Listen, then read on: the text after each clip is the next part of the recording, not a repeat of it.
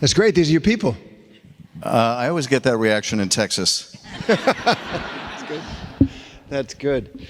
Well, welcome. This is I'm very excited and honored, really, to be able to have this conversation with Senator Schiff. He's been such a major figure. We're just talking about. He makes a lot of news, of course, with my background and my current occupation in independent news. That's good, and he tells it like he sees it. And so I'm very appreciative of that as a reporter. A lot of politicians don't. So let me, I'd like to start with a big question about you and about the country, if I could. So for a decade now, you have been one of the leading voices that name and call out and challenge what you see as the wrongs and the dangers of Donald Trump as president of the United States.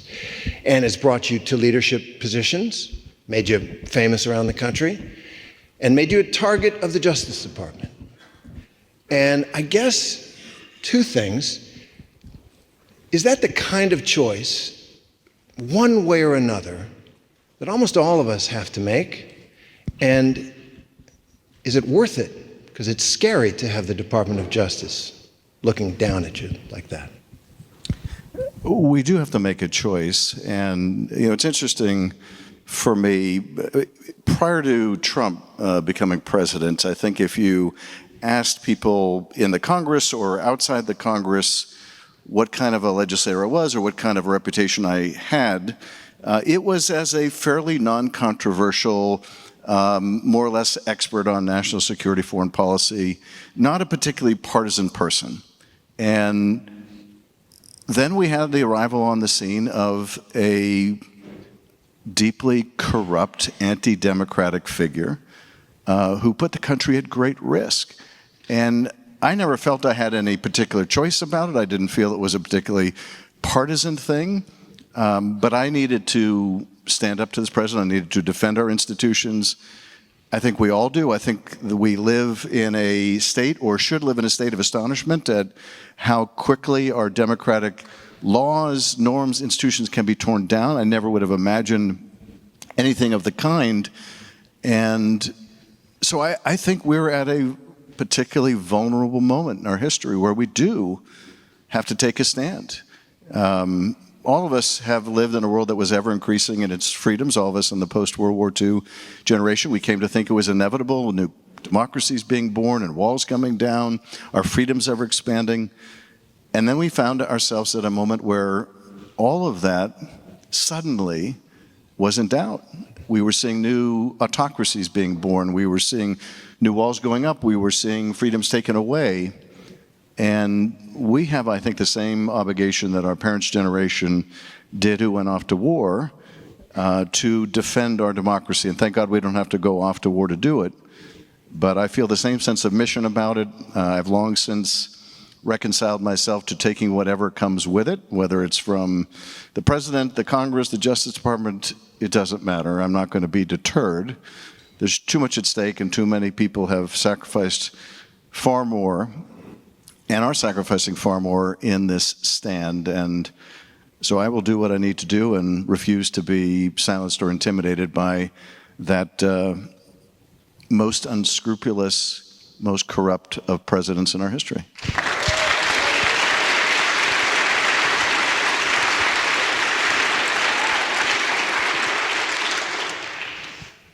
Okay, let's talk about the news then. Thank you for that.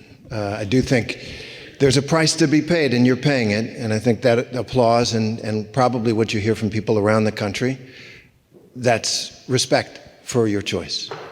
Can I just say, because, there are folks that are experiencing things far more dangerous, difficult. I talk with families in California who've had their parents ripped away from them by people in masks and deported away from them. I've seen the heartbreak that others are facing. And it's all part of the same struggle. The attack on universities, the effort to intimidate and silence in universities, the attack on media, the extortion of ABC, then CBS, the attack on law firms, a president trying to tell law firms who they can represent and who they can't, an administration that tries to tell companies who they can hire and who they can't. This is all part of the same struggle. And I think we need to view it in its comprehensive whole. There's a role for all of us in this. I think what we saw a couple weeks ago when people went to the polls is the last best hope for our democracy. It's not going to come from Republicans in Congress who continue to be supine enablers of the president.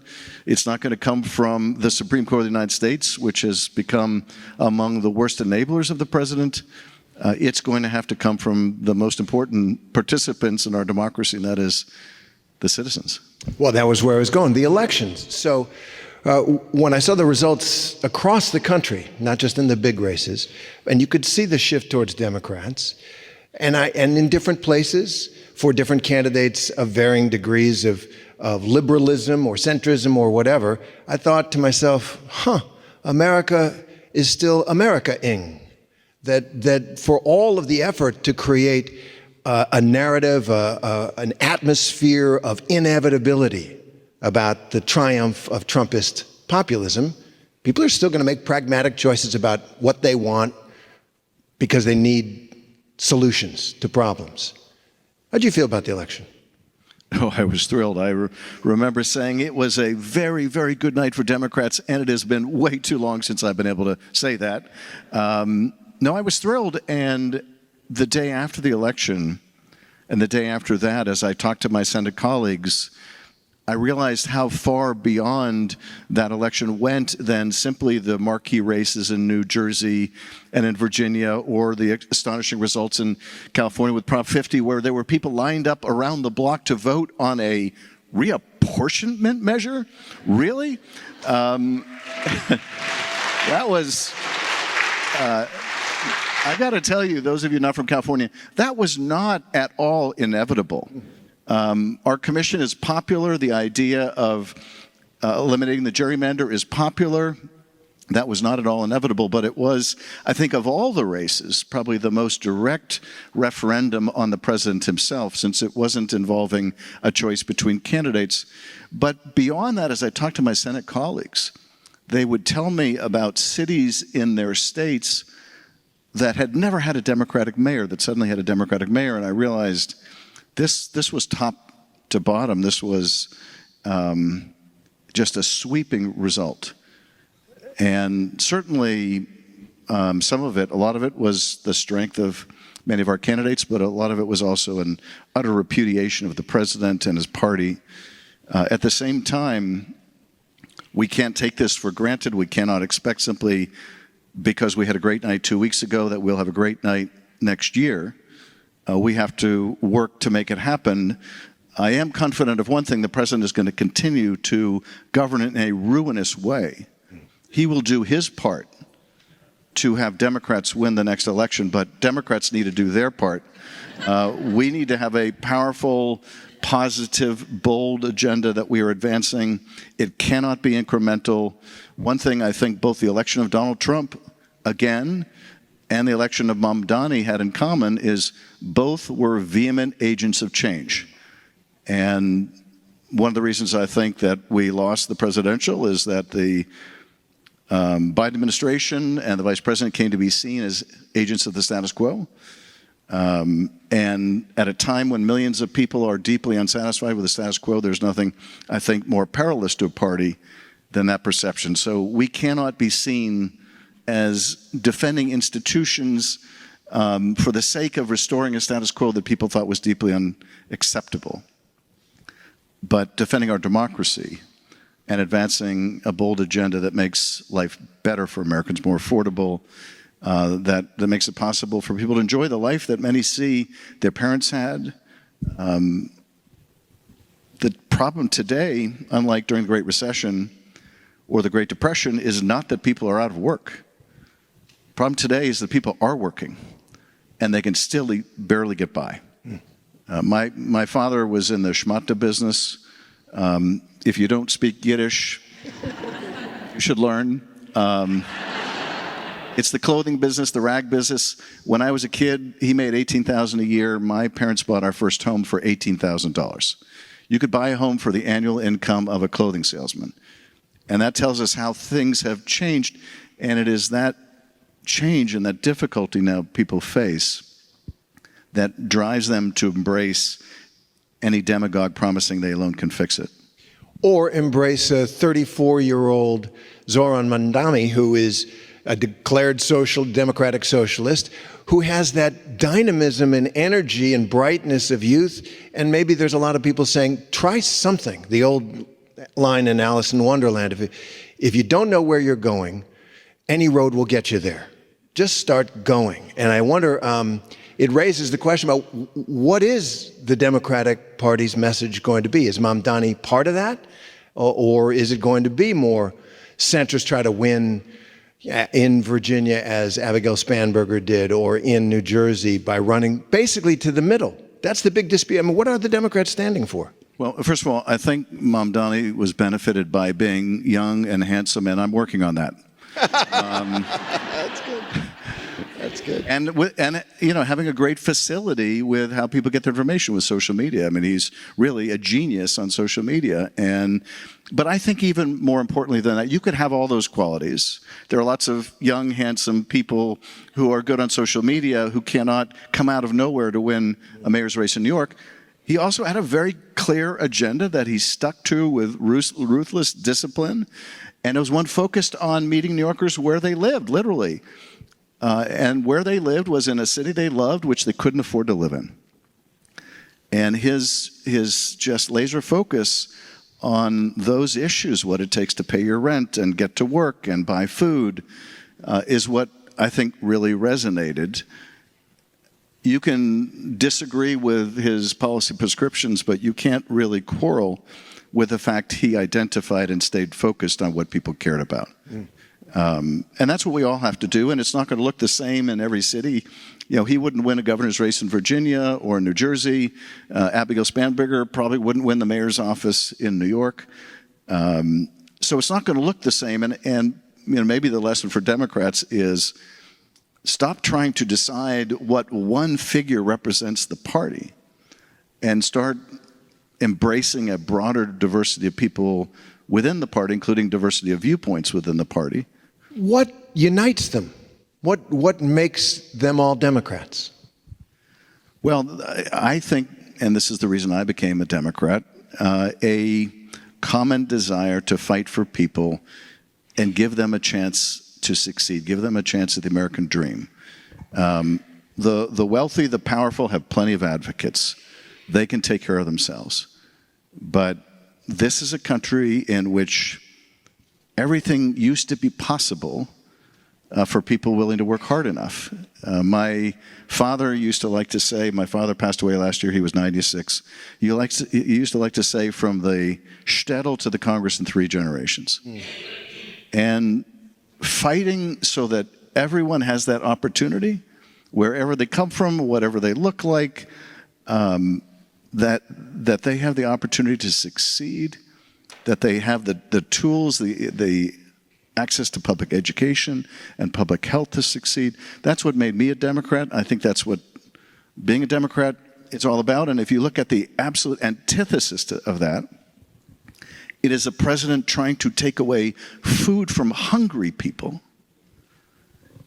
willing to appeal to the Supreme Court of the United States for the right to take food away from hungry people, who only cares about his own wealth and the wealth of other of his cronies. There couldn't be a sharper contrast. And so this is, to me, what unites the Democratic Party. And you're talking about the working class, but the Democrats lost it, right? I mean, it's Trump's base now. People who used to vote Democratic are now voting for Trump. Now, maybe they'll learn the lesson, but the Democrats lost that. I know there's been a lot of navel-gazing about that. But is there an agenda? Is there a way? If you're giving advice to people who are running around the country next year, I guess you will be quite a bit. What would you tell them to get back the base of the Democratic Party? Well, first of all, you've got to meet people where they are. You've got to approach them in every place where they live. You have to be present in their lives. I sought out, for example, as a new senator, I sought out a seat on the Agriculture Committee. California hasn't had a senator on the Agriculture Committee in 30 to 35 years. And in part, that's because Democrats have been senators in California for 30 to 35 years and have not asked for a seat. Now, we're the #1 agriculture producing state in the union. And you can imagine the kind of statement it makes when we don't have representation on that committee. It conveys a message that we don't care about those parts of the state. We don't care about one of the most important industries in the state and one that puts food on our table.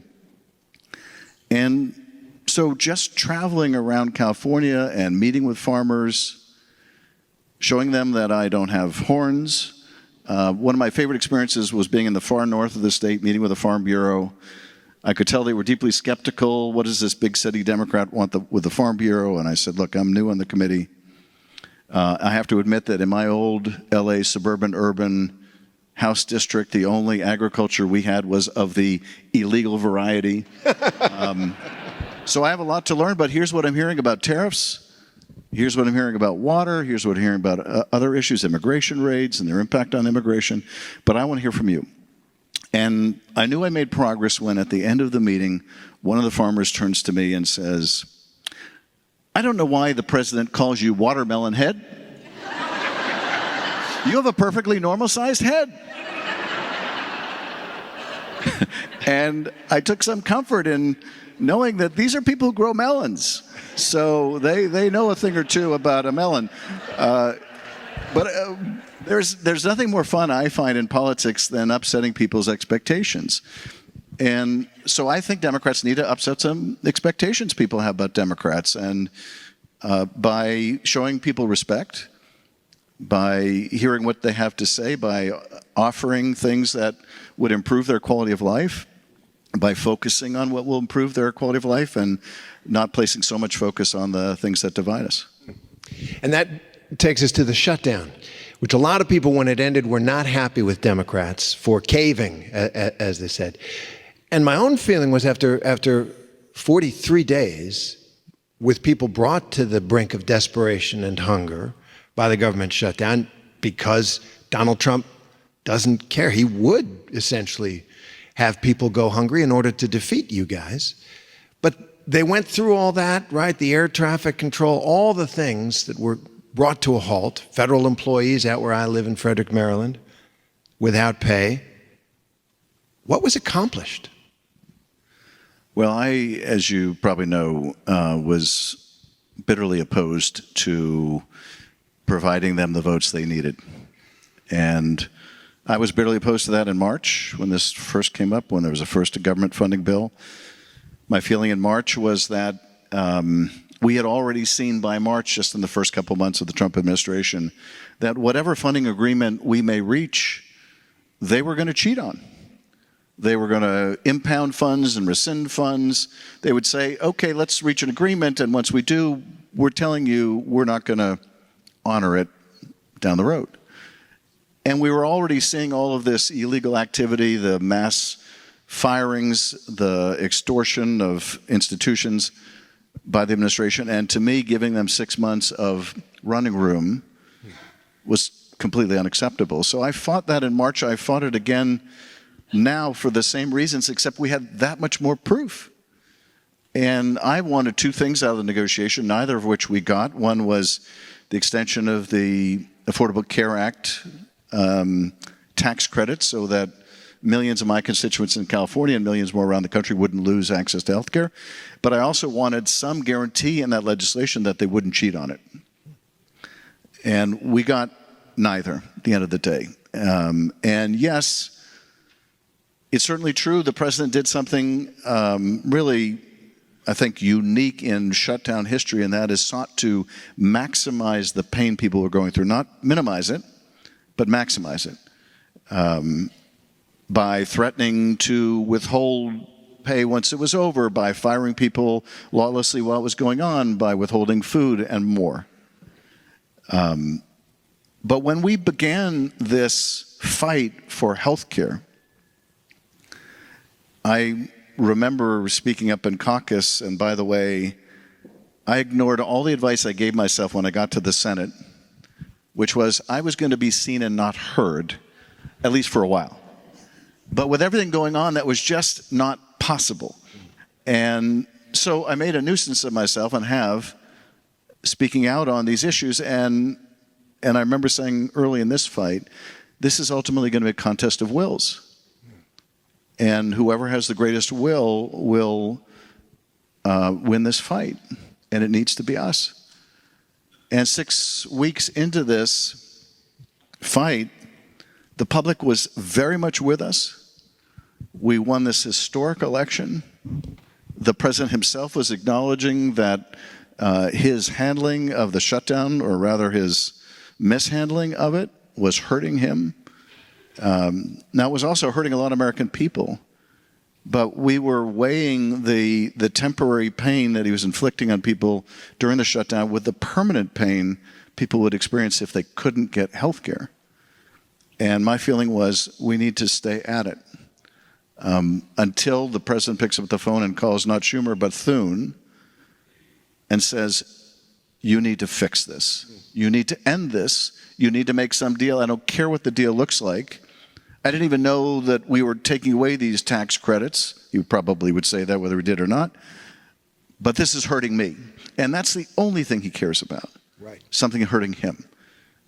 So I wanted us to hold out. We didn't. And at the same time, one of the things I think we did achieve is for a country that otherwise might not have known who took their health care away, the American people now understand who was fighting for their health care, who was fighting to bring down the cost of health care, who was fighting to the point of shutting down the whole government for weeks and weeks for the right to raise people's health insurance costs, who was willing to take food away from people if necessary.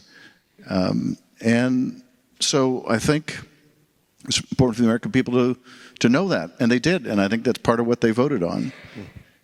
But now, moving forward, we have to continue the fight to provide access to health care for people, because at this moment, there are millions of people looking at their new bills and thinking, I just can't afford this. Do I just go uninsured now? And that will literally cost people their lives.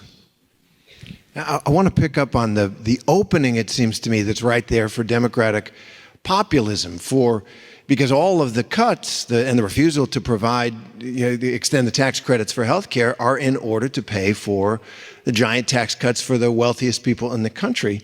Do you get a sense that there's any energy in the Democratic Party for, a constitutional amendment to provide a wealth tax, right? Elizabeth Warren used to talk about a law. It may or may not withstand the Supreme Court. But there's a sense that actually ginning up the country, you could probably get 60, 70% of Americans for the filthy rich tax increase on the filthy rich amendment, or whatever you'd call it. I don't feel that kind of populist energy, except out of the Bernie wing, to say this is an opening. As I say, I think there's majorities of Americans who know that too much money for far too long has gone to far too few people, and that the money is there to help pay for what you're talking about. I think that's exactly right. And you don't need to amend the Constitution to address this. What we saw on the big ugly bill was a massive transfer of wealth. It was taking $1 trillion out of healthcare, out of food assistance, and giving it to rich people and large corporations. To reverse that doesn't require any kind of constitutional amendment. It does require the will to do it, and frankly, to go well beyond the simple repeal of that horrible bill, but to address this unsustainable and unconscionable income inequality, wealth inequality in this country. I mean, it is astounding to me that a handful of families have the combined wealth of half the country. I mean, how is that possible? How is that necessary? How is that desirable? And the thing is, none of that is necessary. None of it is desirable. It's terrible economics. It's horribly immoral. And you can fix that by changing our tax code. And I think one of the things you're pointing to is what the American people want is not an incremental answer that says, okay, we just repeal what Trump did. and go back to the status quo before. Well, the status quo before was still huge income inequality. We are not such a poor country that we can't afford healthcare, quality healthcare for everyone. We can afford that indeed. We can't afford not to have that. And you do need to hear lots of voices in our caucus making that case. In these debates we've had in caucus, I have been very much aligned with Bernie Sanders and Elizabeth Warren and Chris Murphy, and I walked out of the last debate we had in caucus with Bernie, and he was complimenting some of the points I had made in the caucus, and I said, I told you when I got to the Senate that we were going to have a lot more in common than you expect. And we do. I mean, I think he's right about the healthcare system being broken. I think he's right about the massive, unsustainable income inequality. And I'd like to hear more members of our caucus talking about that. And I wonder if one of the lessons of the Mamdani election is daring. Just try something, propose something, get people excited about something that seems beyond the realm of the possible in, old-fashioned Washington politics. Well, I'd say that's not only a lesson of Mamdani's campaign, but frankly, one thing you have to take away from Donald Trump and the MAGA world is if you are willing to try to move the country far and fast, you can do it. In their case, in a horribly destructive, mean-hearted way. But if you can move the country that fast in that direction, you can move it fast in a positive direction, in one that's affirming of our democracy, but that gets things done. When I ran for the Senate, I had a very simple campaign message. It was, we need to be able to get shit done in California. It's too hard to build housing here. It's too hard to build a Is there a bumper here. sticker with that on? Pretty much. Yeah. I don't know that we put in a bumper sticker, but there has been a growing frustration in Democratic states and Democratic cities. It's just too hard to get things done. And my central focus in terms of my affirmative agenda is on housing. I think we have a fundamental supply problem. There just isn't enough housing, and you can spend billions, and we are in California, to move people off the sidewalk and into housing. And if you're not investing in building a lot more housing and raising people's incomes, the people you move off the sidewalk into housing are going to be replaced by others on the street. And there's just no way to solve this problem without a lot more housing. And so we need to be able to bring down the cost of building housing. We need to remove some of the obstacles to building housing. We have to bring a sense of urgency to this. I want to see the Democratic Party be the party of the next housing boom in America. In the same way we built millions of houses for returning GIs after World War II, let's do it again. To me, that's the kind of thing you can get out there. You can have a bold vision about how to accomplish it. And it's simply not beyond our capacity to do. So I would love to see more in our party articulating a bold plan to move us forward, to get things done, to get America moving, but also one that appeals to people's better angels. In the first impeachment, I had originally been approaching the case like it was an ordinary criminal prosecution. I had been a prosecutor. He was charged with serious impeachable offenses. I thought all I needed to do was prove him guilty. And then one of my staff came up to me about a couple weeks into the trial and said, they think you've proven him guilty. They need to know why he should be removed. And it was a bit of a revelation because I thought, wait a minute.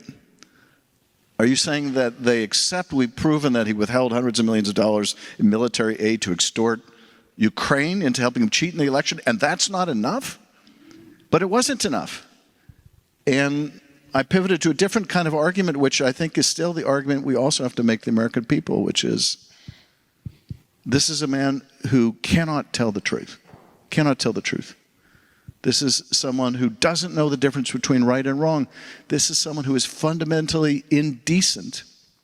He is not who we are. He is not who we are. And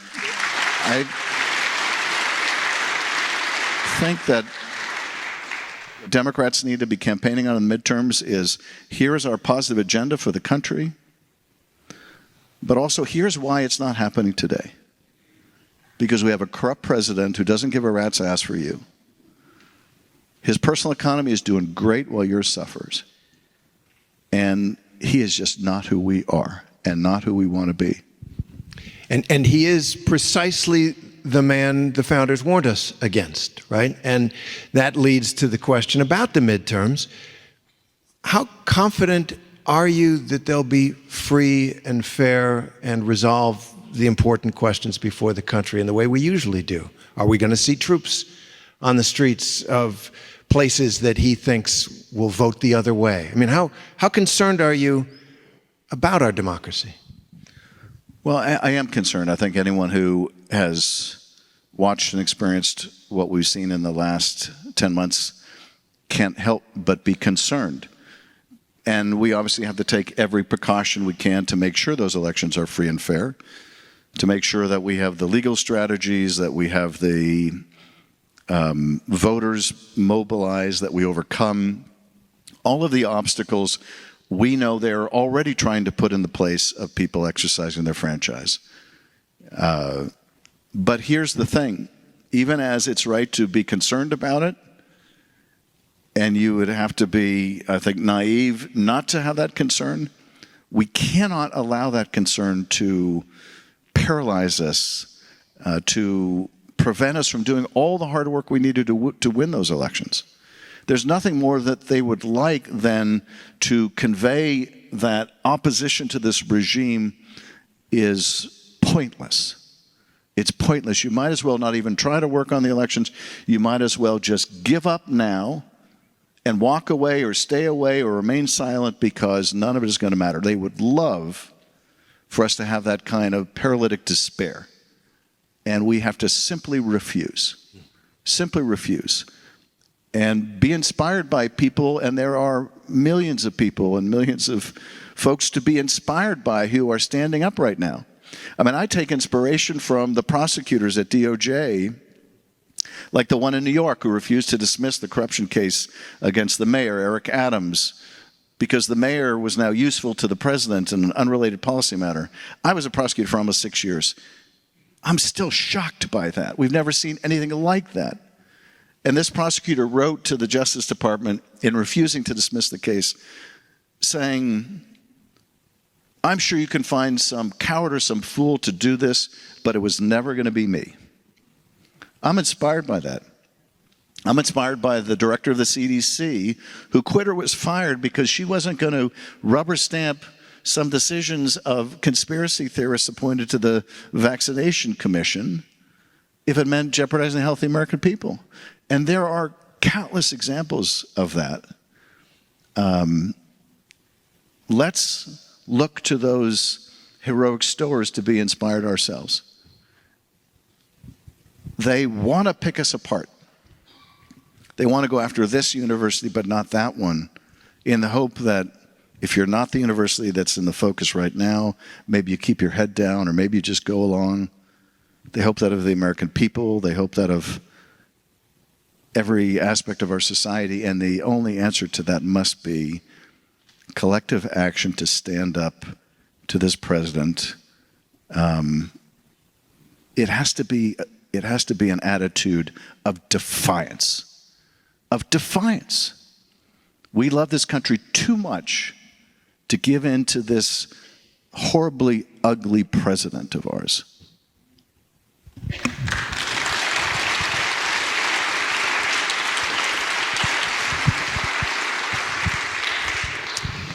Let me shift gears a little bit before we go to the audience questions in about 10 minutes or so. And on a foreign policy issue, what is happening in the Caribbean and Venezuela? I don't have any inside information, you probably do, but it feels to me like the end game might be regime change, that the opposition party in Venezuela is saying very nice things to Trump. We've moved this aircraft carrier, we're blowing boats out of the water. It seems it's all adding up to a story that we have heard again and again in our history, and it never ends well. Am I exaggerating what might be happening? What is your read? What is your understanding of what's happening? You're not exaggerating at all, and it's not just the end game. I think it was the beginning game, the middle game, and the end game. Do we really believe that you're going to move the largest warship in the world, the USS Gerald Ford, and about 10,000 service members to the region with a armada of other ships and capabilities to go after a few speedboats? Really? Does anyone think that is credible? Now, the fact that all those forces have been moved to the region doesn't mean we're going to invade Venezuela. But what I think it does mean is this is all about regime change. And by marshaling all those forces to the region, the president is now in the position of either using those forces to topple Maduro or retreating all those forces and losing face. So that is not the position our country should be in. What's more, these attacks on the shipping, these attacks on these speedboats are just plainly unlawful, unconstitutional killing of civilians. And yeah, they may be criminals too, but they're not enemy combatants. They're not imminently attacking the United States. There is no legal basis to be blowing them out of the water. And if the legal basis they give, and I've read the OLC opinion, is accepted, then there is no restraint on the use of force anywhere in the world with practically any pretext you want to come up with. So we're at a very dangerous moment in terms of our foreign policy as well. I've offered now 2 resolutions with Tim Kaine and also with Rand Paul to try to put an end to this. Under the War Powers Act, you can offer privileged resolutions, which mean they have to be taken up for vote. We have won 2 Republican votes. We need 4. We may get those 4, but it would be a terrible tragedy if we have to wait until we're at war with Venezuela to get Congress to finally do its job. We have already ceded our most important power, and that is the power of the purse. And now we are ceding our war power as well. The Senate might as well just go home, like the House did for 2 months. We might as well just go home, because we are viewed as an appendage, an unnecessary appendage by the White House. And because of a lack of courage of Senate Republicans, we are very much acting like an unnecessary constitutional afterthought.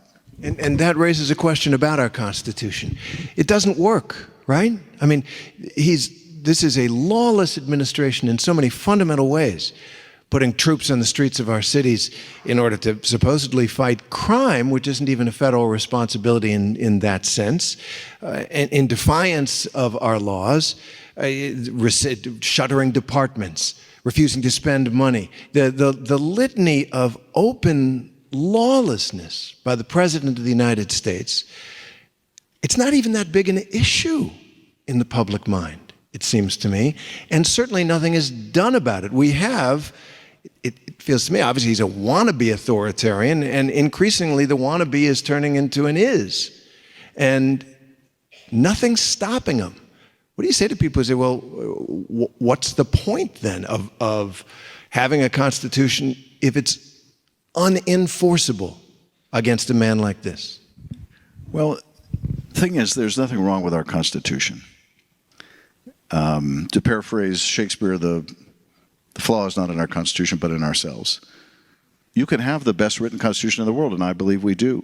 You can have the best written laws meant to constrain the worst abuses of human nature, and maybe we do. But none of that will be enough if people don't give meaning to their oath of office. If they're not willing to accept the truth, or even that there is something called fact, none of it is enough. And one of the lessons that keeps coming home to me throughout this whole Trump period is something the historian Robert Caro once said in an interview, when he said that power doesn't corrupt as much as it reveals. It doesn't always reveal us for our best, but it says a lot about who we are. And power has revealed a lot about my colleagues in Congress. I would have thought before this decade that if we ever had a president so corrupt and so willing to trample on our Constitution, there would be at least 100 Liz Cheneys and Adam Kinzingers in the House and Senate standing up to him. And as it turned out, there were just 2. And they're both no longer in the Congress. Before all this, there were a great many of my colleagues who I respected and even admired, because even though our views were very different, I believed that they believed what they were saying. I have a hard time believing that many of them believe what they're saying today.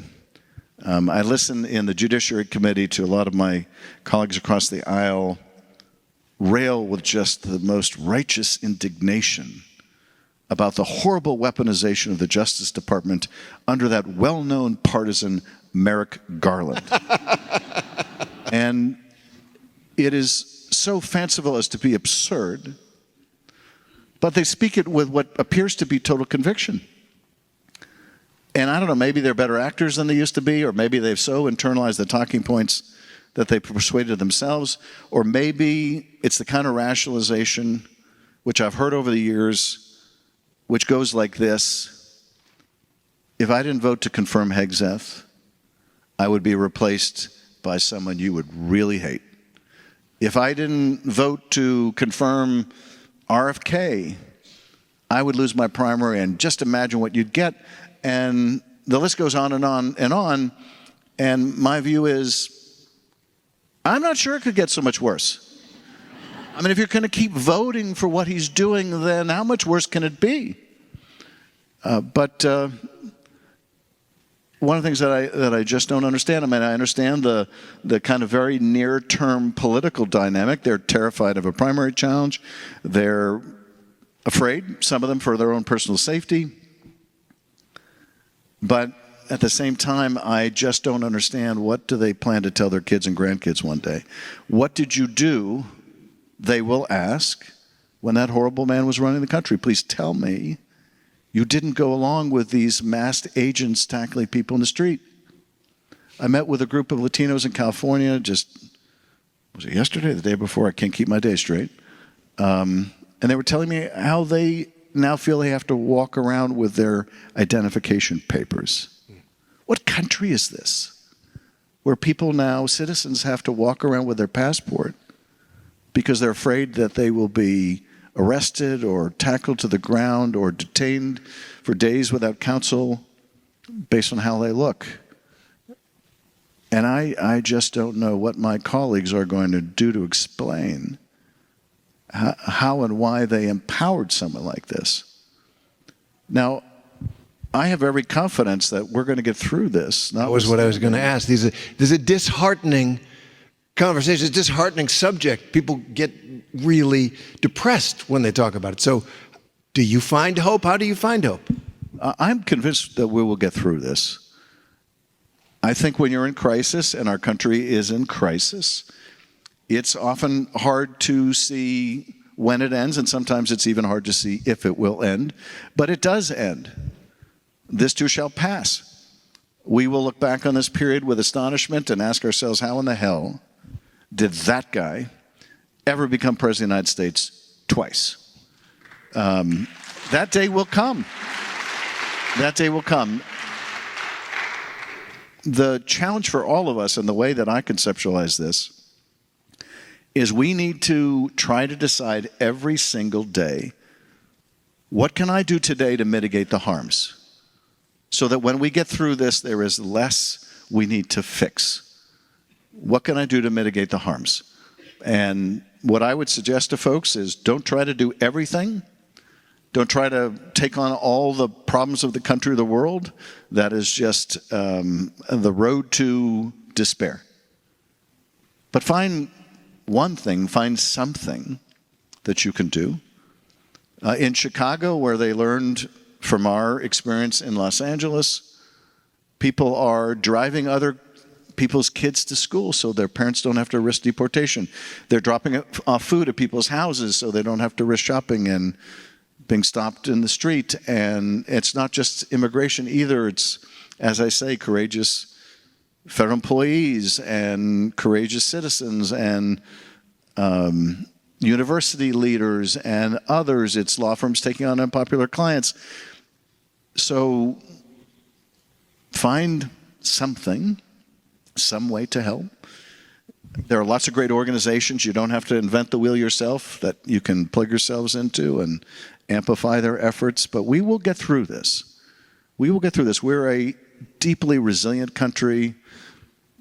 People who bet against this country have always lost that bet. But we have a real responsibility right now, every day, to figure out what we can do to mitigate the harms. And we're going to go to questions about that sense of solidarity, right? That sense of being able to pitch in together, shoulder to shoulder. I was in Chicago, did a report on what's going on there, and neighborhood after neighborhood, exactly what you said. The moms of Rogers Park on the street corners at street dismissal, looking up and down, making sure that if ICE comes, the kids or the parents who are there picking them up are safe. And you could feel their spirits lifted by exactly what you're talking about. Put your shoulder to the wheel, and it feels better. All right, so now it's your turn. Good afternoon. My name is Alejandro Serrano. I'm a journalist with the Texas Tribune. Our first question comes from Mohammed from Austin. Senator, do Democrats need new leadership in the Senate? We need to find a way to maintain unity in the Senate among ourselves and with the House. This was an argument I made in March. It was an argument I've repeated in the latest shutdown fight. And that is, we're in the minority in both houses. We're obviously locked out of the White House, and the Supreme Court is now essentially a far-right institution. The only way we can effectively push back is if we have unity. And we have not had that. Now, we had it for 40 days and 40 nights. Sounds like Moses. But we have to find a way to maintain that unity. I'm new to the Senate. One of the things I'm discovering in the Senate is that in the Senate, everyone's a king. And I don't mean in the kind of Donald Trump dictatorial manner. I mean, everybody feels like a free agent. Some were governors, others were captains of industry, some of us were House members. But it is a very different dynamic than in the House. I also, had the benefit in the House of serving under the singular leadership of the most capable speaker in American history, Nancy Pelosi.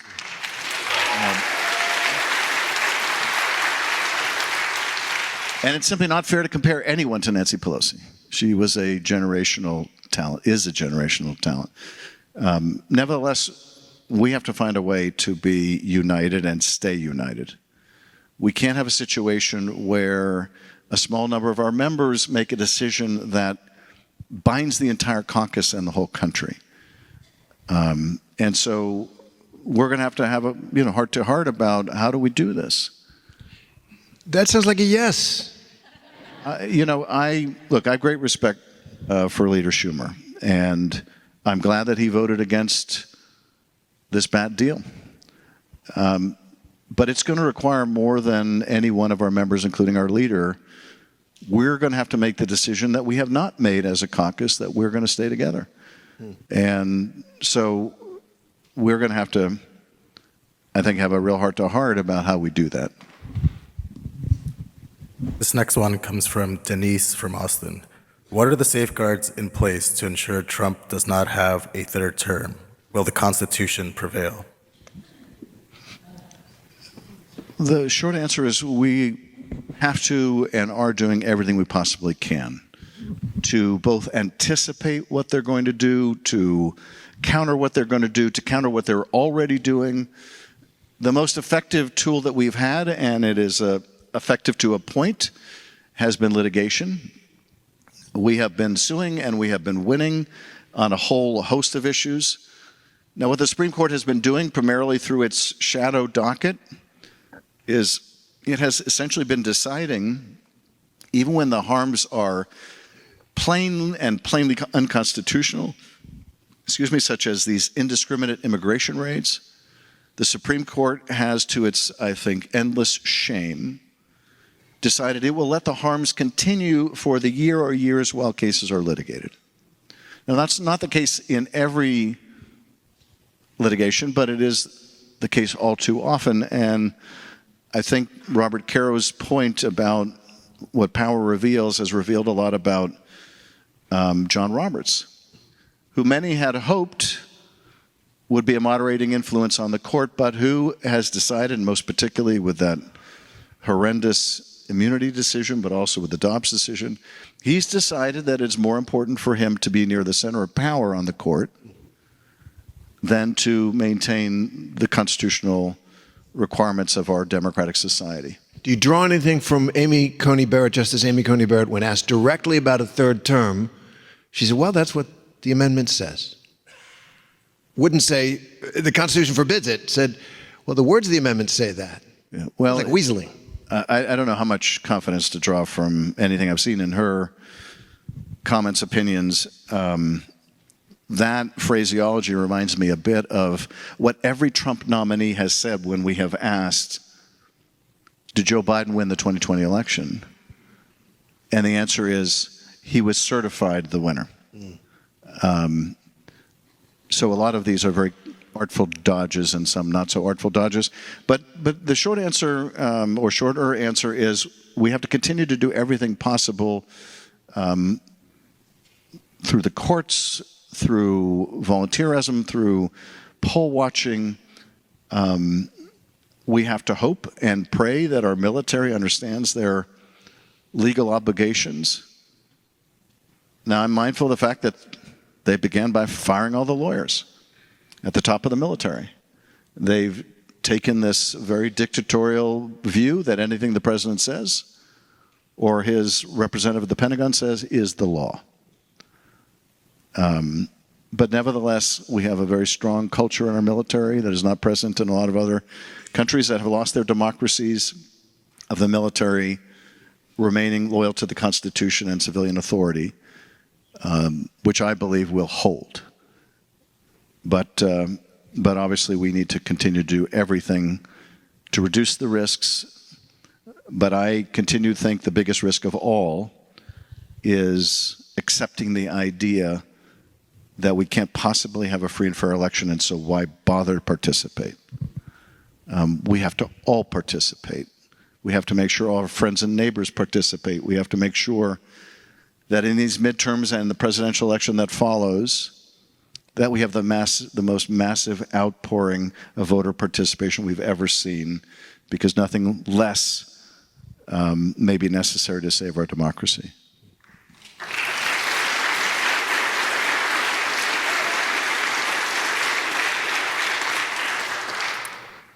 This next one's from Sharon from Georgetown. When Democrats control Congress, what are the next steps for judicial reform for the U.S. Supreme Court? That's a good one. Well, I think there are three reforms of the Supreme Court. One, which I think is probably the most consequential, is to put a term limit on the Supreme Court. And I think another is to adopt a enforceable code of ethics on the court. And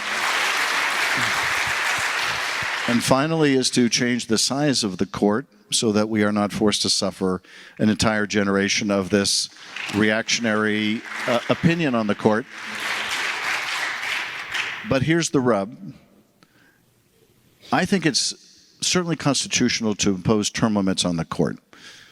If you do it by means of, for example, let's say you decided 18 years was the appropriate amount of time, that after the expiration of 18 years, that justice would rotate back onto the Court of Appeals or onto the district court, so they would have lifetime on the court, but they would not have lifetime on a particular court. Now, I think that's constitutional because at the time the Constitution was established, we didn't have the courts delineated, and so I don't think there was any constitutional obstacle.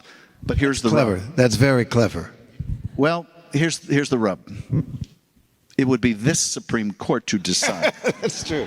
whether a limit on them was constitutional. And likewise, we might adopt an enforceable code of ethics, but the rub comes when you try to enforce it. Is this court going to allow us to enforce a code of ethics? Is Thomas going to support that, or Alito, or a majority of this court going to support that? Which gets to the final remedy of changing the composition of the court, and that may need to be the first step to make the other two possible. I do think that the most significant, if I had to pick one, would be to put term limits on the court, because it would end the kind of institution-destroying gamesmanship we saw with Mitch McConnell. But those are three reforms that I think are necessary and important to restore some public confidence in an institution which is just badly broken. This next one's about the executive branch. Should the next Democratic president utilize the expanding authority of the executive spearheaded by Trump, or lead more with input from Congress? Came from Frank in Austin. I'm sorry, can you say that again? Yes. Should the next Democratic president utilize the expanding authority of the executive branch spearheaded by Trump, or lead more with input from Congress? Yeah.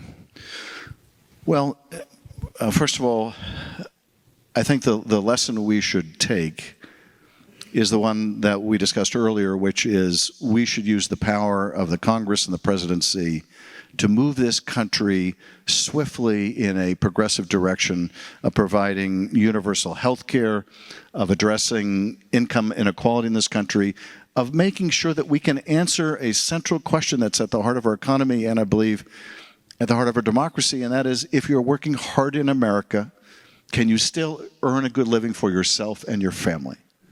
We have to use all the powers of the government to make sure that the answer to that question is once again, yes. A resounding yes. I would not favor having a Democratic president break the law the way Donald Trump is. I wouldn't favor him engaging in mass layoffs of people in violation of law, or illegally impounding funds, or illegally rescinding funds, or engaging in indiscriminate immigration raids, or any of that stuff. But I would favor the president using the limits of his power in the service of our democracy and to move the country forward. And having the Congress do the same thing. Does it feel? It feels to me like Congress hasn't worked properly in a long, long time. We have national problems that we need the national legislature to solve. Immigration, one of the chief, income inequality. Does it feel from the inside like the days that this questioner is talking about it, that Congress could be an equal partner, as it should be, that really we're a presidential country now, whatever our Constitution says? Well, that's really up to us.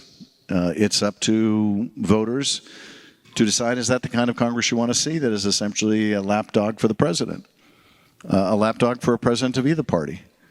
And it's in the hands of voters to decide, are we going to vote for people like that, or are we going to vote them out? We have all the power we need to change that, to insist on a Congress that is reflective of the views and desires of the American people when it comes to expanding access to health care and Medicare for all, when it comes to a Congress that is either diligent or supine. Only the voters can make that decision. I will say this. The question gets to a broader challenge in America, which we haven't discussed yet, which I think is one of the most difficult cross-cutting challenges we face, and that is Americans simply don't get their information from the same place anymore. We get it in large part from algorithms that are set to anger and provoke us, to divide us, to plague us with fear. We haven't figured out how to deal with this new information environment. And I think that solving that problem is also going to be necessary to having a Congress that's functional, where you have people who are willing to work with each other, even eager to work with each other to move the country forward, who don't simply look at every legislative issue through the prism of, will this help us win or lose? I keep coming back to one of the Republicans when Obama was first president who, in the context of the Affordable Care Act, I believe it was the Affordable Care Act, said that they wanted to make this Obama's Waterloo, that if they could make him unsuccessful, they could reclaim the White House. That attitude that if you can make a president or a party unsuccessful, no matter what damage it might do to the country, because it's good politics, we have to get past that ruinous idea. But that will require us, I think, to figure out now, how do we deal with this information environment when it's increasingly difficult to even talk to our neighbor, sometimes increasingly difficult to even talk to our family. I remember rushing home to my dormitory in college to watch Walter Cronkite's last broadcast. And that was a time when there was a large body of agreed upon fact. We might differ with what to do with those facts, but at least we agreed there was something called fact. And now we live in an environment where people tune into the news they want to hear, or the algorithms make it even easier to show you what you want to see. And we're going to have to figure this out. To me, the disruption of our information environment is just as acute as the invention of the printing press. And it took us centuries to get used to that and a few wars. We've had to get used to this innovation in a relative millisecond, but we have to figure this out. We have to figure out a way to stop viewing each other as our enemy. And that solution will come when we figure out how to be better consumers of information again, how to determine what's true and what's not true, how to stop rewarding advertising behemoths for dividing us the way they do. One thing as we wrap up that I've heard throughout this conversation is your idealism, which is a hard quality to come by today in a cynical age. And I think that's part of the fuel that we all need in our own hearts, in our own civic hearts. And so hearing you speak about these things so thoughtfully, but also so from that place of idealism, has been great for me, and I hope for you. Thank you, Adam. Well, thank you. I think